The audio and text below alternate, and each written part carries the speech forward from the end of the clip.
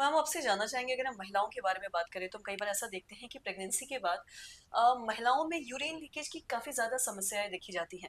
और वहीं पे अगर दूसरी तरफ हम फिजियोथेरेपी की बात करें तो क्या फिजियोथेरेपी से ये जो महिलाओं में यूरिन लीकेज की जो समस्या आती है, क्या वो ठीक हो सकता है या नहीं? इस बारे में आप थोड़ा बताएं।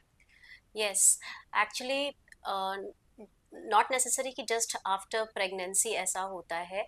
Usually after child births and normal delivery हमारे जो पेल्विक मसल्स और लिगामेंट्स लूज हो जाते हैं, जिसकी वजह से लेटर लाइफ में हमें यूरिन लीकेज की प्रॉब्लम को फेस करना पड़ सकता है।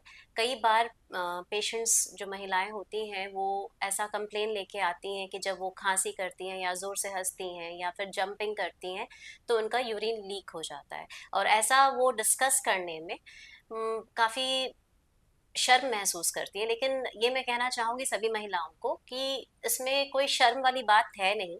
ये बहुत कॉमन प्रॉब्लम है महिलाओं में और इसका पूरा उपचार फिजियोथेरेपी में है।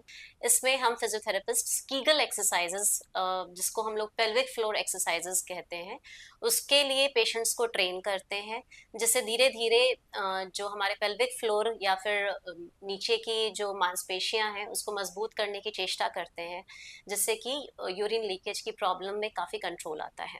जी। और साथ ही अगर यूरेन लीकेज की अगर हम बात करें तो हम देखते हैं कि जब भी सी सेक्शन की बात आती है तो उसमें ये नहीं देखा जाता है। वहीं अगर हम नॉर्मल डिलीवरी की बात करें तो उसमें ज़्यादातर ये देखा जाता है। तो क्या सारी महिलाओं के साथ ऐसा होता है जिनका भी नॉर्मल डिलीवरी हो या किसी-किसी में ये चीज़ देखा जाता है? ये एक वन ऑफ द कॉजेज है कि यूजुअली नॉर्मल डिलीवरीज में पेल्विक लिगामेंट्स और मसल्स वीक होते हैं तो ऐसा होता है। There are other causes also, और भी कॉजेज होते हैं। और ऐसा सी सेक्शन में और अदर प्रॉब्लम्स हैं, ऐसा नहीं कह सकते हैं हम कि सी सेक्शन के प्रॉब्लम्स और कॉम्प्लिकेशंस नहीं है। उसके अलग कॉम्प्लिकेशंस होते हैं, क्योंकि उसमें तो हमारे नीचे के जो मसल्स होते हैं, एब्डोमिनल मसल्स की जो डिफरेंट लेयर्स होती हैं सारी कट होती हैं, उससे हमारी वो वाली मसल्स बहुत वीक होती हैं, जिसके कारण हमारा कई बार एब्डोमिनल बल्ज भी हो जाता है, डायस्टेसिस रेक्टाई, उसके अलग कॉम्प्लिकेशंस हैं। नॉर्मल वेजाइनल डिलीवरी के अलग कॉम्प्लिकेशंस हैं। जी। और साथ ही अगर हम फिजियोथेरेपी की बात करें तो क्या फिजियोथेरेपी लेके जिनमें महिलाओं को ये दिक्कत हो रहा है तो क्या वो ठीक हो सकता है इसमें? डेफिनेटली, चाहे वो सी सेक्शन हो उसके कॉम्प्लिकेशंस हो, चाहे वो नॉर्मल वेजाइनल डिलीवरी जो चाइल्ड बर्थ के जो कॉम्प्लिकेशंस होते हैं वो हो, दोनों में ही फिजियोथेरेपी एक्सरसाइजेस काफ़ी कारगर हैं। जी।